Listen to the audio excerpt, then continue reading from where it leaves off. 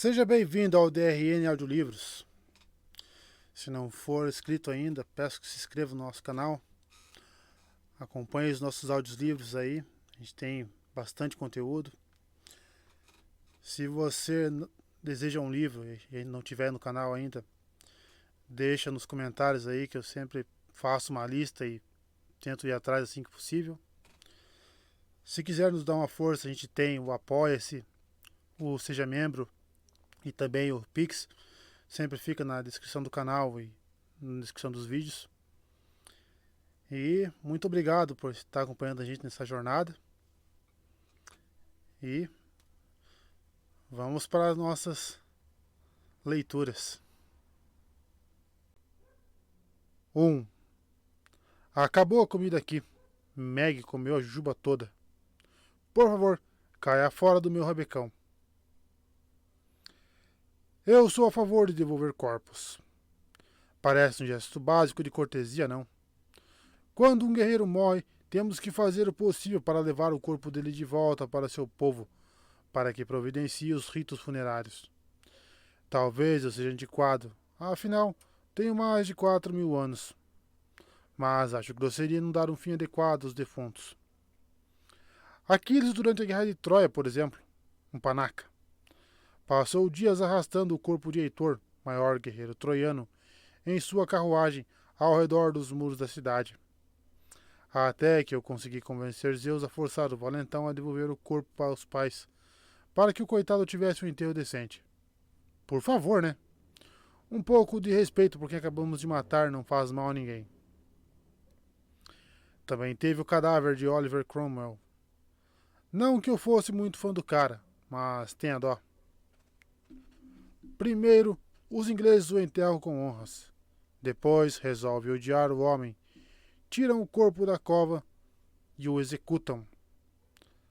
A cabeça dele cai do espeto onde ficou empalada por décadas e é passada de colecionador em colecionador por quase 3 séculos, como um daqueles globos de neve que as pessoas dão de lembrancinha, só que nojento.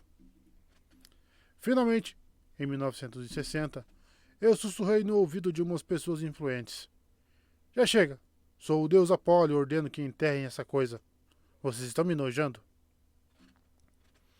Quando chegou a vez de Jason Grace, meu falecido amigo e meu irmão, eu não ia dar chance ao azar. Acompanharia pessoalmente o caixão até o acampamento Júpiter e prestaria todas as homenagens.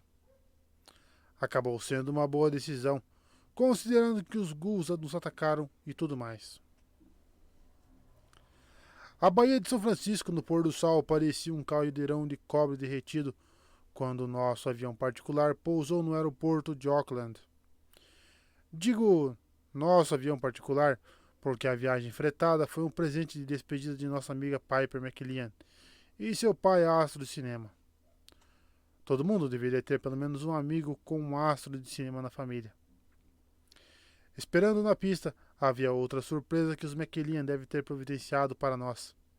Um rabecão preto novinho em folha.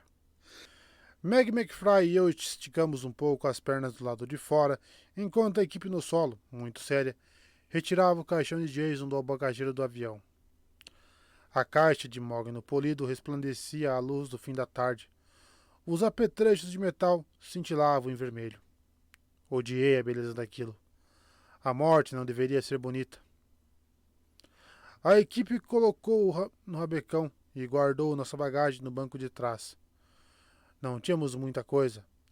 A mochila de Meg e a minha, meu arco, minha aljava e o ukulele, alguns cadernos de desenho e um diorama que herdamos de Jason. Assinei os papéis, aceitei as condolências da tripulação e apertei a mão de um agente funerário simpático que, depois de me dar a chave do rabecão, foi embora. Fiquei olhando para a chave e depois para Meg McFry, que arrancava com o dente a cabeça de uma jujuba em forma de peixe. O avião tinha um estoque de 6 latas daquela bala molenga, que foi detonado. Meg, sozinha, destruiu o ecossistema de jujubas de peixe. Vou ter que dirigir? Questionei. Esse rabecão é alugado? Acho muito difícil que minha habilitação júnior de Nova York cubra isso. Meg deu de ombros. Durante nosso voo, ela havia insistido em se esparramar no sofá do avião, e seu cabelo preto e curtinho acabou todo amassado dos lados. A ponta dos óculos de gatinha com pedrinhas brilhantes saía do cabelo como uma barbatana de tubarão da era disco. O resto do figurino estava igualmente vergonhoso. Tênis largo de cano alto vermelho, uma legging amarela puída e o tão amado vestido verde na altura dos joelhos que ela havia ganhado da mãe de Percy Jackson. Com tão amado, quero dizer que o vestido que passou por tantas batalhas foi lavado e remendado tantas vezes que estava mais para um balão de ar murcho do que para uma peça de roupa. Na cintura de Meg estava a Peace Resistance, o cinto de jardinagem cheio de bolsos, porque os filhos de Deméter nunca saem de casa sem isso. Não tenho habilitação, disse ela, como se alguém precisasse me lembrar que minha vida, no momento, estava sendo controlada por uma garota de 12 anos. Eu vou na frente. Disputar o banco da frente de um rabecão não era nada apropriado. Mesmo assim, Meg saltitou até lá e entrou no carro. Eu me sentei ao volante. Logo estávamos saindo do aeroporto e seguindo para o norte pela I-880 em nosso lutomóvel preto alugado. Ah, Bay Area. Eu tinha passado bons momentos ali. A bacia geográfica deformada e ampla era repleta de pessoas e lugares interessantes. Eu amava as colinas verdes e douradas, a costa coberta de neblina, a malha brilhante de pontes e o zigue-zague doido dos bairros grudados uns nos outros feito passageiros do metrô na hora do rush. Nos anos 1950, toquei com Dizzy Gillespie no Bop City, na Fillmore. Durante o verão do amor, organizei uma apresentação de jazz no Parque Golden Gate com Grateful Dead. Que caras adoráveis, mas precisavam mesmo fazer aqueles solos de 15 minutos. Nos anos 1980, andei para cima e para baixo por Rockland com Stan Burrell, também conhecido como MC Hammer, enquanto ele inventava o rap hop. Não posso perder crédito pelas músicas do Stan, mas dei, sim, alguns palpites no aspecto visual. Sabe aquelas calças largas douradas? Ideia minha. De nada, fashionistas. A maior parte da Bay Area trazia boas lembranças.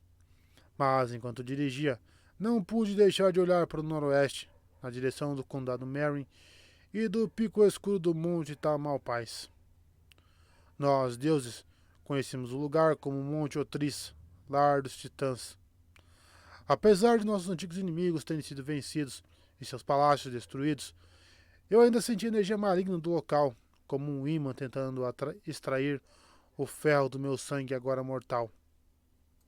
Fiz o que pude para afastar a sensação. Tínhamos outros problemas para resolver. Além do mais, estávamos indo para o acampamento Júpiter, território amigável daquele lado da Bahia. Eu tinha Meg para me apoiar, dirigia um rabecão. O que poderia dar errado? A rodovia Nimzitz serpenteava pelas planícies da East Bay, passando por armazéns e docas, shoppings a céu aberto e fileiras de bangalôs caindo aos pedaços. À nossa direita estava o centro de Auckland, o pequeno aglomerado de arranha-céus contrastando com São Francisco, a vizinha descolada do outro lado da Bahia, como se proclamasse: olhe para a gente, também existimos. Meg se recostou no banco, apoiou os tênis vermelhos no painel e abriu a janela. Gostei daqui, concluiu ela. Acabamos de chegar. Do que você gostou exatamente? Dos armazéns abandonados? Da placa do Bob's Frangos e Waffles? Da natureza? Concreto conta como natureza? Tem árvores também.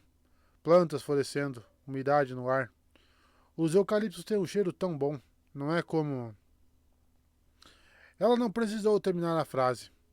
Nossa estadia no sul da Califórnia foi marcada por temperaturas ardentes, secas extremas e incêndios florestais incontroláveis, tudo graças ao mágico labirinto de fogo controlado por Calígula e sua melhor amiga, feiticeira cheia de ódio, Medeia. A Bay Area não estava passando por nenhum daqueles problemas. Ao menos não por enquanto. Nós matamos Medeia, extinguimos o labirinto de fogo, libertamos a Sibila Eritreia e proporcionamos alívio para os mortais e para os espíritos fulminantes da natureza ao sul da Califórnia. Mas Calígula ainda estava vivinho. Ele e os outros imperadores do Triunvirato continuavam determinados a controlar todas as formas de profecia, dominar o mundo e escrever o futuro à sua imagem sádica. Naquele exato momento, a frota de artes de luxo do mal pertencente a Calígula seguia em direção a São Francisco para atacar o acampamento Júpiter. Eu mal pude imaginar que tipo de destruição infernal o imperador jogaria em Auckland e no Bob's Frango e Waffles. Mesmo que conseguíssemos derrotar o Triunvirato, ainda teríamos que lidar com minha antiga inimiga Piton, que no momento controlava o mais importante dos oráculos, o de Delfos. Como derrotá-la na minha atual condição, um fracote de 16 anos, eu não tinha a menor ideia. Mas ei, fora isso, estava tudo bem. Os eucaliptos tinham um cheiro bom. O tráfego ficou lento na junção com a I-580. Pelo visto, os motoristas da Califórnia não costumavam dar passagem a rabecões por questão de respeito. Talvez tivessem concluído que, com pelo menos um dos passageiros a bordo já morto, não estávamos com pressa. Meg ficou brincando com o controle da janela, subindo e descendo o vidro. Ri, ri, ri. Você sabe chegar no acampamento Júpiter? Perguntou ela. Claro. É que você disse a mesma coisa sobre o acampamento Meio Sangue. A gente chegou lá, em algum momento. Congelados e meio mortos. Olha, a entrada do acampamento fica bem ali. Fiz um gesto vago na direção de Auckland Hills. Tem uma passagem secreta no túnel Caldecott, se não me engano. Se não se engana? Bom, eu nunca fui dirigindo para o acampamento Júpiter, a admitir. Normalmente desço dos céus na minha gloriosa carruagem do sol. Mas sei que o túnel Caldecott é a entrada principal. Deve ter uma placa.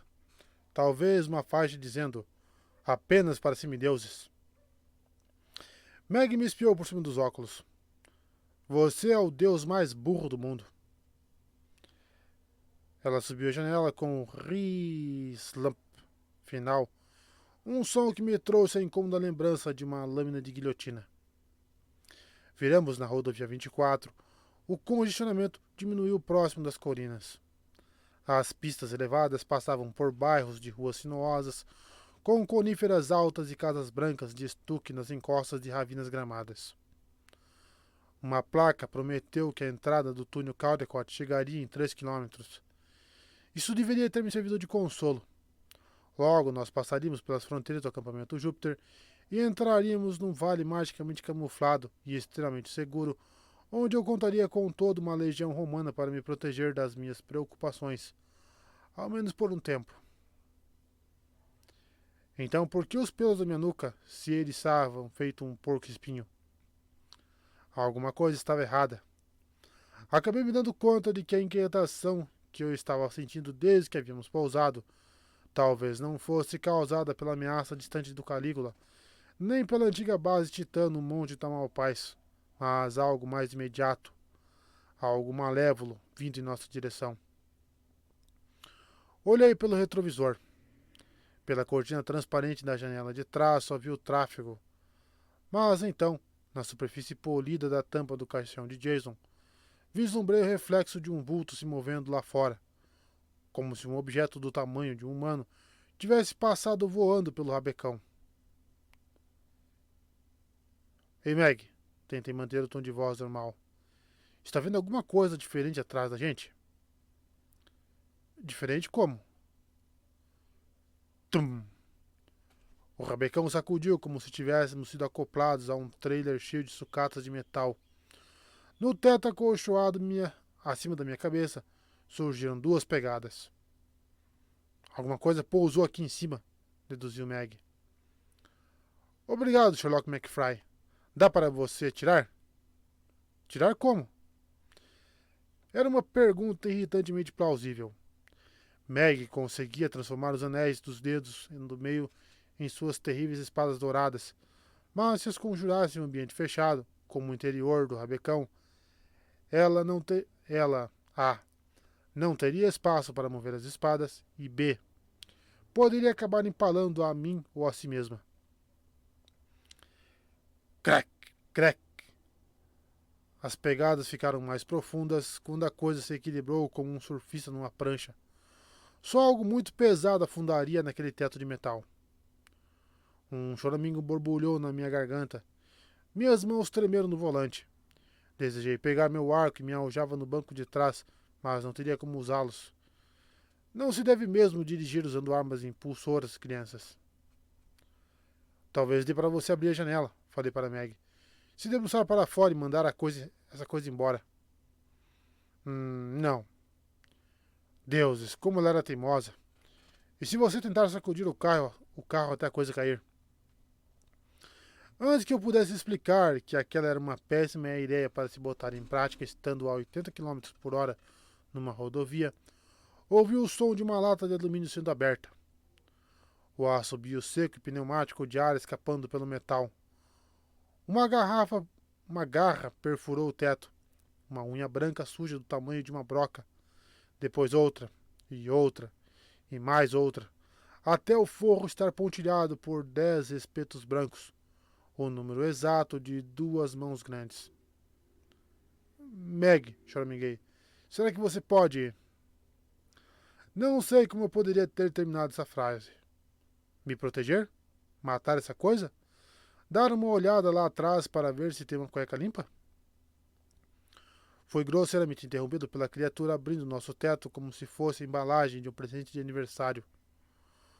Olhando para mim pelo buraco arrancado, havia um ghoul humanoide fulminante, a carapaça preta azulada brilhando como a de uma mosca, os olhos de órbitas brancas leitosas, dentes com saliva pingando. Na cintura, usava uma tanga de penas pretas encebadas. O cheiro da criatura era mais pútrido do que qualquer lixeira. E sei do que estou falando, pois já caí em algumas. Comida! Berrou a coisa. Mata isso! Gritei para Meg. Desvia! Respondeu ela. Uma das muitas coisas irritantes de estar encarcerado no meu decrépito corpo mortal. Eu era servo de Meg McFly. Estava fadado a obedecer às suas ordens diretas. Então, quando ela gritou, desvia, girei o volante com força para a direita. O rabecão respondeu prontamente. Cortou 3 pistas de tráfego, atravessando a grade lateral da estrada e despencou no cânion.